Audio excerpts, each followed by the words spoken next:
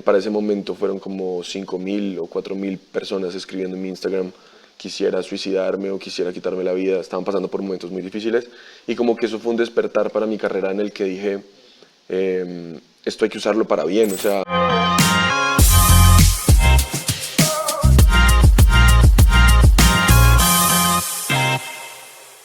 Hola, ¿cómo están? Yo soy Toño Muñiz y esto es Canela Music Talks. Hoy tenemos un invitado pero maravilloso. Él es un humanista viral. Dave, ¿cómo estás? Hola, muy bien, feliz de estar con ustedes. Oye, ¿cómo te llamas? ¿Realmente? Realmente, obviamente. David Bolaño. David Bolaño. Pues es un gusto estar aquí contigo porque fíjate que cuando nos platicaron que ibas a venir, nos dimos a la tarea de escuchar toda tu música, de saber quién eras, de meternos un poquito en esta comunicación que llevas con el público y que llevas no solamente con la gente en general, sino en particular. Sí. Y eso nos pareció una cosa maravillosa porque yo no conozco un artista que haga lo que tú estás haciendo. Quiero preguntarte varias cosas. Okay. ¿No? Quiero que te explayes, pero quiero preguntarte cosas como muy puntuales. La primera, me imagino que tú vas al psicólogo. Fui, sí. ¿Desde los cuántos años? O sea, ¿cuándo empezaste a ir al psicólogo? Pues mira que es muy curioso porque siempre me ha llamado la atención la psicología humana, el cerebro y el cómo funciona. Entonces, desde los, más o menos como desde los 25, que uno ya empieza a ser madurito en la vida, porque antes no me parece que uno tenga como un ideal muy claro. Empecé como a interesarme en cómo podía utilizar lo que hacía con mi arte de una manera en la que pudiera impactar en el cerebro de las personas y que les permitiera tener una salud mental mucho más llevadera. Justo pasó que llegó la pandemia y la salud mental del mundo se fue al carajo. Y durante ese proceso usé mis redes sociales y creé un proyecto llamado 16 Compases, que son, pues como su nombre lo indica, una canción corta de 16 compases, pero que la escribía con una temática que me daban ese día los seguidores. Yo escribía la canción ese mismo día, la producía y hacía el video y lanzaba la canción esa noche para redes sociales durante la pandemia. Y curiosamente el proyecto empezó a crecer. Fue cuando hice la pregunta de qué les gustaría que escribiera y todos dijeron suicidio. Para ese momento fueron como 5.000 o 4.000 personas escribiendo en mi Instagram: quisiera suicidarme o quisiera quitarme la vida. Estaban pasando por momentos muy difíciles y como que eso fue un despertar para mi carrera en el que dije, esto hay que usarlo para bien. O sea, no solamente somos música de entretenimiento, sino tiene que haber un mensaje. Y ahí sí realmente me sumergí en la psicología y en tratar de entender la salud mental y de cómo mis letras podían aportar a eso. Oye, qué interesante. Fíjate que hace tiempo di unas clases de actuación a jóvenes y una de las cosas que más me llamó la atención es que teníamos un ejercicio en donde yo los metía por diferentes lugares como para empezar a explorar la parte interior. Y cuando llegábamos les decías, estás en un espacio y te vas a meter a otro espacio, todos, de verdad, todos decían, y gente muy joven como de 15 a 20 años, y nos decían, estoy en un ataúd. Uf. Okay. Es fuertísimo porque empiezas a ver cómo está relacionando en sus primeros años de maduración las personas con un entorno violento, un entorno que está lleno de información que vende, y la información que vende no es la información sana. Exacto. Eso es lo más importante, ¿no? Que lo que más se consume hoy en día es lo más dañino, pero curiosamente la gente no lo entiende. Creo que esa es la apuesta de mi música, y a pesar de que es muy disruptiva, ha tenido muy buena acogida, quizás porque se vuelve muy humana, en el sentido de que termina siendo lo que muchos no nos atrevemos a decir, una canción. Entonces, creo que eso es lo que ha hecho que la canción como que se vuelva casi como un himno de las personas, y el tipo está diciendo lo que yo quisiera decir, pero no me atrevo a decir.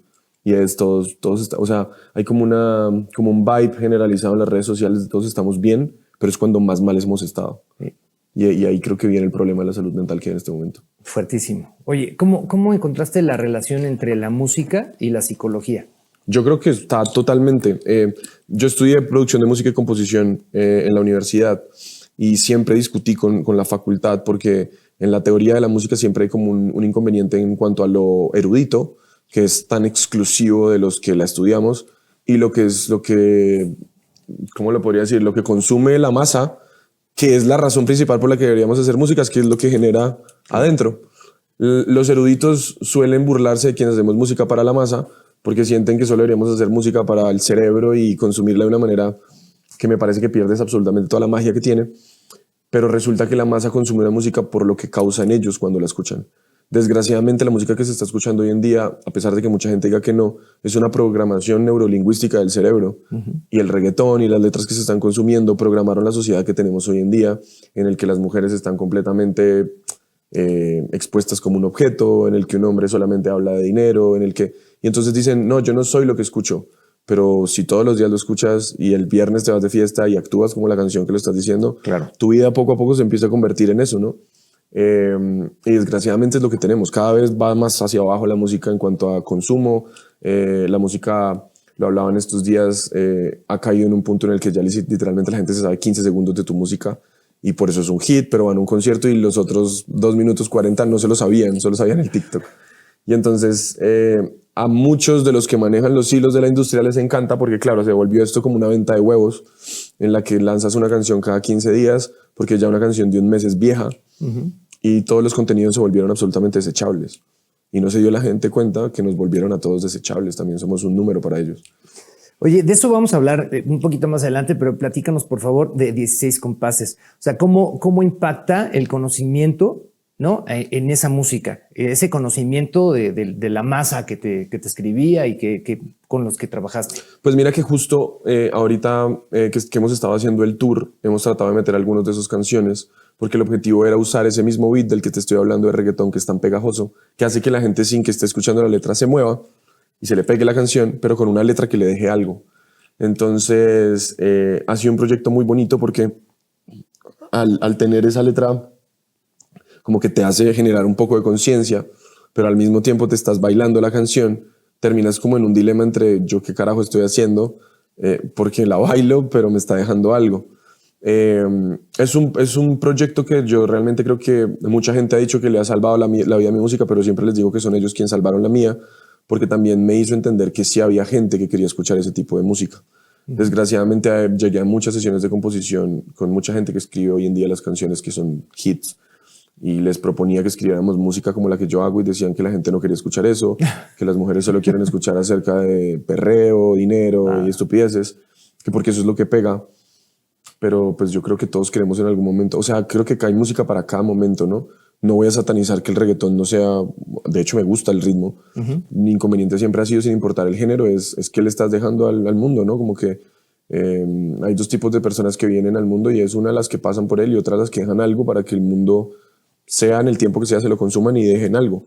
Yo creo que 16 Compases es ese proyecto que tiene canciones como de ansiedad, por ejemplo, que fue justo en el momento en que yo descubrí que padecía la ansiedad. Escribí una canción explicando los síntomas que hacen que tú tengas ansiedad, cómo manejarlos. Superficial, que fue una canción que escribí para 2 amigas mías modelos con muchos millones de seguidores, que para sus seguidoras deben ser el modelo a seguir, y ellas sentadas conmigo me decían, me odio. Y entonces la canción trata de decirle a la gente, brother, te están metiendo en la cabeza una idea que no es, ella no se quiere ni siquiera y tú persigues esa idea. Pero creo que eso es algo que mucha gente no está dispuesta a decir, ¿no? Siempre he dicho que el Grammy se lo ganan y dicen sigan sus sueños, pero sería más lindo que les contaran todo el proceso que hubo en el camino para poder llegar a ganarse ese Grammy, ¿no? Hablando de ese proceso, ¿cómo ha ayudado la música en tu salud mental? No, yo te puedo decir que yo hice terapia conmigo mientras escribía. Yo empecé a usar realmente la música para como hacer una catarsis de lo que me estaba matando. ¿Qué te mataba? El mundo, ¿sabes? Como que yo nací en una casa en la que me criaron de una manera en la que no funciona un mundo ni el ser humano normal. A mí me planearon 2 años antes de tenerme. Después de haberme tenido, cuando tenía 2 años, ya habían planeado que iban a tener a mi hermano para que mi hermano viniera a ser mi mejor amigo. Tenía toda mi vida como bien cuadradita. Mi casa fue llena de amor, no se dicen mentiras, yo no sé qué. Y yo crecí como en esa burbujita. Cuando salí al mundo a los 17 años, que me fui de mi casa, descubrí que eso no era el mundo. Para mí ese era el mundo, pero cuando salí me di cuenta que la gente, mis amigos por ejemplo, contaban, no, mi papá llegaba borracho, le pegaba a mi mamá, yo no sé qué. Para mí eso era como una novela, eso no era cierto porque nunca lo vi, pero yo solía creer que ese era el mundo que el resto de las personas tenían. Cuando empiezas a descubrir que yo solía creer que si eran más los buenos que los malos. Hoy en día creo que no es así, que son más los malos que los buenos. Y no porque nazcan malos, sino porque han sufrido tantas cosas que no merecían sufrir, que tu alma se empieza como a dañar un poco. Empecé a entender que por la bendición que tuve de haber nacido en un hogar así, algo tenía que dejarle al mundo y empezar a hacer música de una manera en la que pues pudiera compartir que hay otra forma de ver la vida, ¿no? Y creo que eso empezó a impactarme a mí mentalmente también en cuanto a mi salud mental, cómo veía mis relaciones, qué perseguía, y qué tanto peso le quitaba a mi espalda en cuanto a, creo que nacemos y desde que nacemos nos escribieron qué significa ser exitoso, ¿no? Entonces, ya tienes 17, es hora de que te busques un trabajo. Ya tienes 25, ¿cuándo te casas? Ya tienes 30, o ¿cuándo los hijos? ¿Cuándo yo no sé qué? Y vas entrando en esa dinámica en la que un día llegas a tus 50 años y dices, yo sí soy feliz con todo lo que, o sea, viví toda mi vida para otros. Y entonces me puse la meta de que desde que tenía 26 años iba a empezar a ir en contra de todo lo que dicen que es el éxito. Y creo que hoy en día es cuando más exitoso me siento, siendo exitoso a mi manera.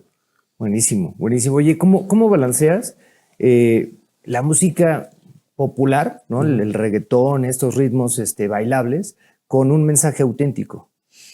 Pues yo creo que el balance no solamente debe existir en la música, sino en la vida, ¿no? Es lo que te decía. A mí me encanta todo tipo de música y lo que trato de hacer es que, pues ya que la estudié, pues pueda hacer arreglos del género que sea, pero que la letra sea lo importante. Digamos que siempre tuve una búsqueda de la musa que me llamaba y me escribía eso, pero luego empecé a entender que gracias al proyecto que tengo hay que escribirle a la gente, y conectar a través de lo que yo he vivido con la gente. Entonces, literalmente empecé desde hace como unos 3 años a sentarme a escribir, obligándome a escribir de un tema. Justo ahorita tengo un proyecto que estoy escribiendo, ya escribí como 20 canciones, que son canciones escritas basadas en trends de TikTok. Y entonces lo que busca es usar ese trend de TikTok que se hace tan viral superficialmente, dándole una connotación psicológica un poco más profunda para que cuando la canción salga la gente diga, wow. Ok, hay un TikTok, por ejemplo, por ahí que se llama un trend que se llama Prometo no llamarte. Y es como prometo no llamarte después de haber tenido esta relación tan linda, yo no sé qué es de lejos. Y la propuesta de la canción o de este proyecto que estoy escribiendo ahorita es darle el trasfondo a eso, porque creo que nos quedamos siempre como en lo que se ve, pero lo más importante es lo que hay dentro. Buenísimo. Oye, el año pasado estuviste de gira y ¿cómo haces para que tus emociones estén niveladas, reguladas durante la gira y lo que está pasando alrededor, ese éxito y para no, ¿sabes? Pues mira que no sé si tenga que ver con... Yo creo que a mí me aterriza mucho la gente que me escucha.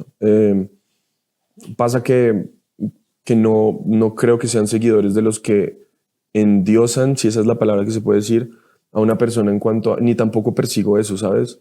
Es muy lindo cuando llego a las giras que los meet and greets míos son de gente que me cuenta cómo salvé su vida con una canción, porque pensaba, ayer, por ejemplo, me escribió una chica que su esposo se había suicidado enfrente a ella hace como 2 años, y justo para esos 2 años había salido Me Levanté hace 2 años.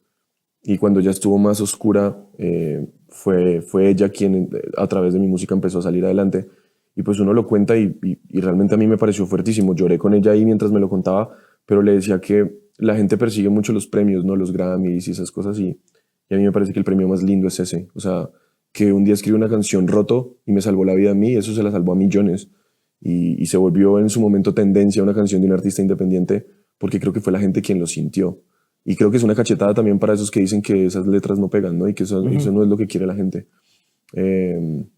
Siempre digo hoy en día que también me salva la vida el hecho de que me puse como meta, después de cagarla mucho en la vida, que quiero acostarme cada noche, que ponga la cabeza en mi almohada tranquilo conmigo y que si me muero el otro día no me voy debiéndole nada a nadie. Entonces creo que esa es la apuesta que tengo hoy en día. Buenísimo, buenísimo. ¿Hay algún miedo o inseguridad con la que sigas luchando todavía al día de hoy? Sí, lucho todos los días con un miedo muy grande, y es que no logre causar realmente la conciencia que quiero en los que me escuchan. Justo tengo a veces debates en mis redes sociales en los que les digo, oigan, vi que agregaron mi canción coherente a su playlist, pero debajo hay una que es completamente incoherente. Y cómo es eso de que escuchas coherente y después escuchas otra cosa completamente incoherente. Pero también entiendo que ese proceso que yo atravesé de coherencia y conciencia es muy oscuro. Es un replanteamiento de tu vida. Yo literalmente volví a vivir hace 6, 7 años cuando dije, qué imbécil que yo soy. O sea, yo por qué estoy viviendo como vivo. Y eso de decirte a ti mismo, soy un imbécil y qué carajos estoy haciendo con mi vida o por qué estoy haciendo lo que estoy haciendo si ni siquiera tiene que ver con lo que soy, es algo que no todo el mundo está dispuesto a hacer, porque la comodidad, por eso Nietzsche y todos estos filósofos dicen que la felicidad es ignorancia. Entre más ignorante eres, más feliz te sientes porque no eres consciente de la realidad en la que estás viviendo. Yo hoy en día aprendí a amar la realidad del dolor que sientes ser, de la verdad. O sea, todos queremos la verdad hasta que nos dicen la verdad. Yo creo que yo aprendí a amar esa verdad, aunque venga con dolor, porque creo que esa es la luz realmente. O sea, vivir engañado no es ninguna luz. Oye, pero es difícil, ¿no? O sea, es difícil esa carga donde tú estás pensando en que tu felicidad va a ser el sí llegar a todos. Estás cargado con un peso fuerte. Es un peso muy fuerte también porque digamos que yo me quité el peso del ser exitoso según la industria y nunca, en mi cabeza no está llegar a ser un Bad Bunny o un J Balvin o cosas de esas. No me interesa. De verdad me quité ese peso hace mucho tiempo. Pero sí me interesa es que el mensaje llegue. Entonces, claro, a veces pasa que llego a un lugar en el que veo que la gente no lo siente y claro, lo que tú dices, el peso se te pone muy alto porque dices como, ¿será que no estoy siendo claro con lo que estoy dejando y demás? Pero creo que también es el peso que te pones, sobre todo hay un peso muy grande y es el peso de las historias que te llegan. A mí me tocó un tiempo parar porque me cargué una cantidad de dolor de otras personas que no me pertenecía y al ser empático pues te empiezas a llenar de eso, ¿no? Lancé una canción que se llama No es No, que es contra la violencia de la mujer, que curiosamente todo el equipo de trabajo que en ese momento tenía, que incluía mujeres, me dijo que no la sacara porque era hombre, pero cuando la saqué, el preview tuvo 32 millones de reproducciones en TikTok el primer día. Y la cantidad de historias que me llegaron esa vez era muy ignorante, por ejemplo. Creo que los hombres somos demasiado ignorantes con respecto a ese tema, porque lo vemos muy desde afuera, ¿no? Y no sabemos la cantidad de trasfondo que hay. Brother, me llegaban unas historias que yo me sentaba con mi mamá y le decía, no puede ser que esto sea real. O sea, no puede ser que haya gente que viva y salga a la calle y te mire a los ojos con esta cantidad de dolor por dentro. Eso se lo agradezco mucho a mi música, pero al mismo tiempo te carga muchísimo también, porque lo que te digo, yo nací en otro ambiente, en mi familia, en otra cosa que gracias a Dios no he tenido que padecer eso, pero pues soy muy empático, entonces me cargaba mucho con eso, así que traté como un poquito de alejarme sin alejarme por completo, porque es la razón de mi música, que es la gente y sus vivencias. Hablando de esa, ¿no? De esa infancia, ¿cómo era el Dave de cuando tenías 10 años, ¿no? Cuando eras un niño? ¿Y en qué ha cambiado al Dave de hoy? Pues mira que fue todo un proceso. Yo tengo una canción que se llama C, que creo que a mí me parece la catarsis más grande que he hecho en una canción. Era un momento muy oscuro el que estaba viviendo, pero escribí como literalmente, creo que esa es la ruptura de mi carrera, esa canción, porque ahí desnudé realmente mi alma sin pena. Y en esa canción hay una parte que digo que yo tenía más o menos 5 años, mis papás, durante toda mi adolescencia fue muy difícil, porque como que, lo que te digo, descubrí el mundo real y los culpé mucho. Siempre les dije como, ¿por qué me hicieron esto? ¿Por qué me hicieron creer que el mundo era tan bonito si no era así? O porque me dijeron que dijera siempre la verdad si el resto siempre miente. Era muy romántico, entonces me enamoraba muy genuinamente, como ojalá el mundo se pudiera enamorar. Como lo vi hasta el día de hoy en mi casa, mis papás llevan 40 años casados y todavía se aman y nunca vi a mi papá con otra mujer, nunca, ¿me entiendes? Tengo un ideal que quizás otra gente nunca vio, pero yo lo vi y eso era lo que siempre tenía en mi cabeza. Pero empecé a salir al mundo y me dolió mucho y generé como un monstruo, digo, en esa canción, y empiezas a construir un ser humano diferente, ¿no?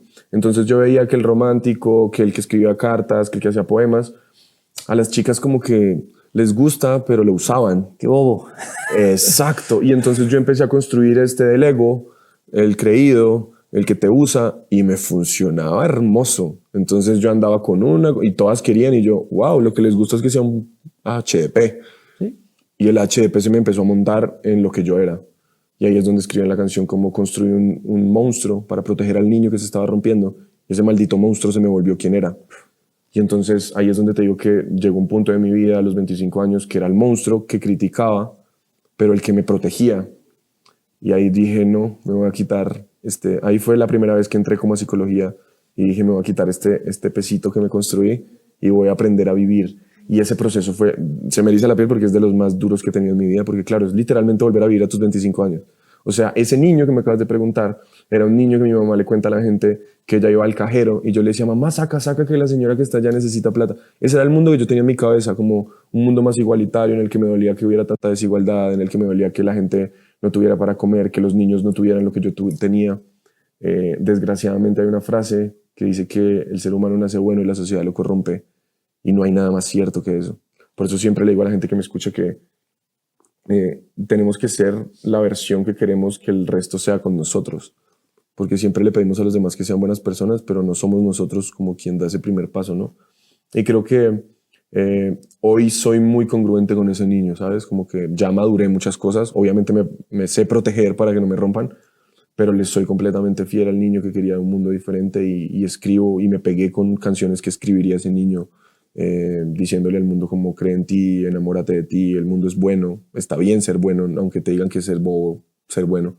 Pero creo que al final, si hay 3, 4 personas que lo entienden, esa gente le puede contar a otra y así generamos como una masita.